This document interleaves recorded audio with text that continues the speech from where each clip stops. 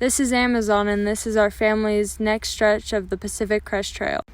Hello, this is Goncho coming from Side Valley, home of the infamous Sayed Pancake Challenge and amazing shakes. This is us here with Butch and Lullaby and some other friends. And over here we can see Mountain Time, who's planning to walk the last 100 yards of the PCT on his hands into Canada. Hey, this is Wildflower. So here we are with Heather Anderson. Her trail name is Anish, and she wrote a book called Thirst. So instead of describing our 5,000-foot elevation gain walk out of Sayed Valley or all the ticks that we encountered there, I just want to talk a little bit about Anish's book. So it's called Thirst, and it's her story about hiking the PCT, I think in 2013, when she broke the fastest known time.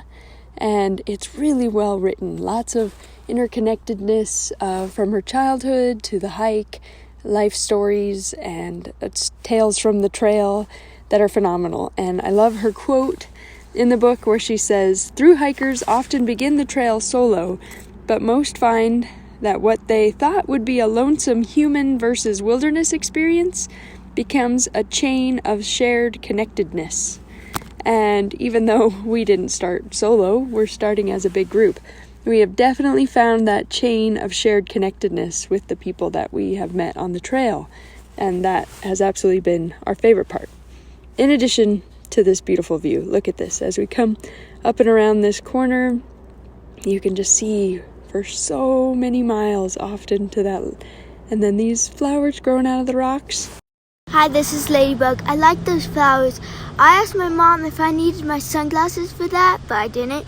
Mew likes to eat that as a snow cone, and he loves to roll in it.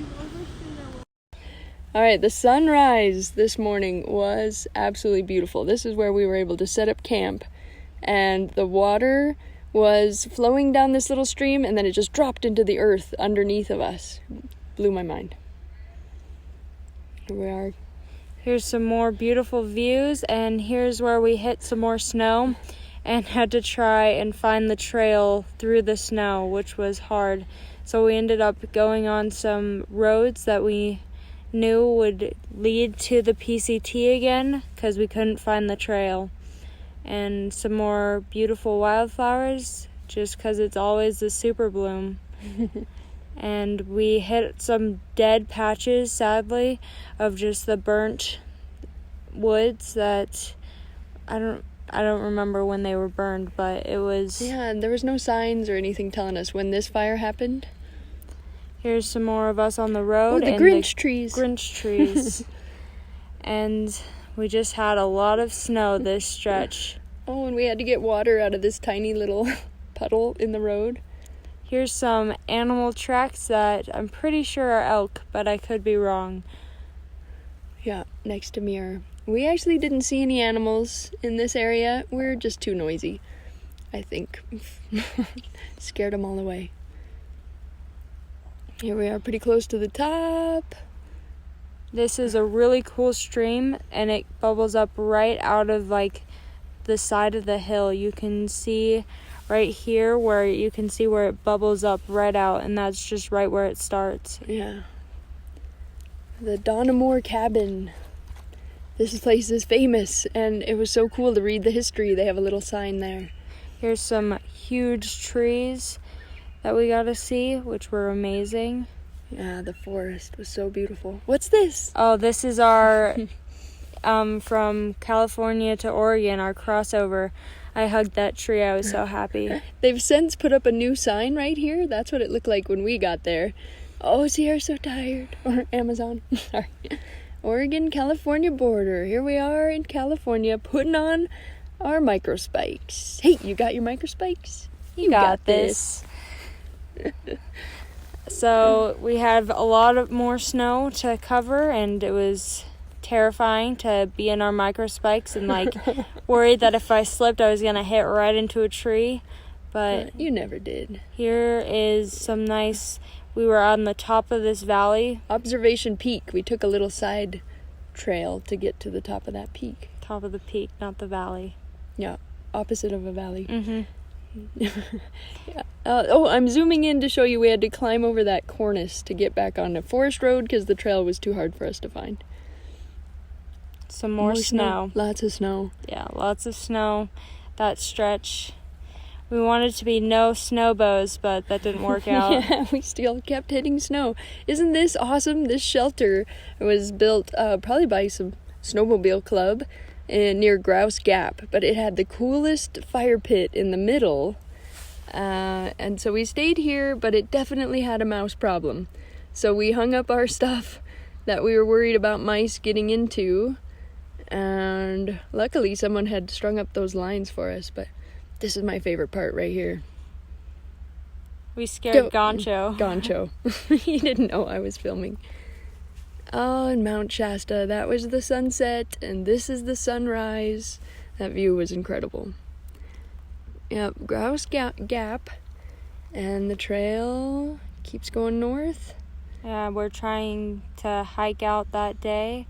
So this is us. Hurrying along. Callahan Lodge was our goal because we had heard they gave free drinks to PCT hikers, which is true. And we ran into some day hikers that were amazed with how far we had gone. So they took our picture for us. And there's Mount Shasta again. We kept coming into clearings, and every time we saw Mount Shasta, Wildflower would yell, "Mount Shasta!" every single time. Yeah, the trail takes like a hard right turn. And so for 40 miles, you feel like you're just looking at Mount Shasta the whole time.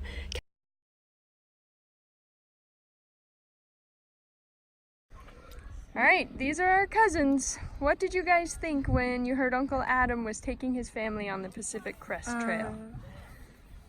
I felt like I wanted to go out with you. I wanted to skip the rest of the school year to just hike with you guys, but we're gonna hike with them, with you guys, because it's the end of the school year. Yay!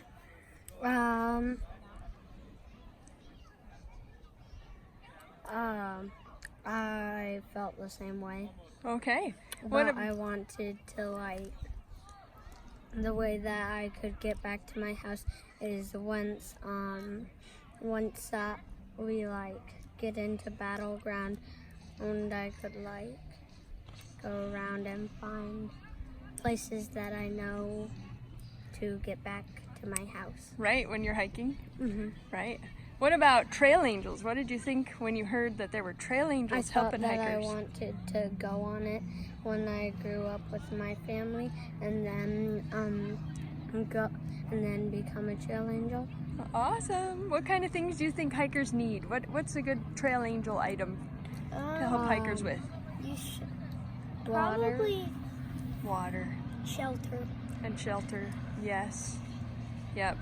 Anything And else? Yeah, Food. Food. What kind of food do you think hikers like to eat? Peanut butter. Peanut butter? Fish. Some fish? Something with protein in it? I love fish. You love fish?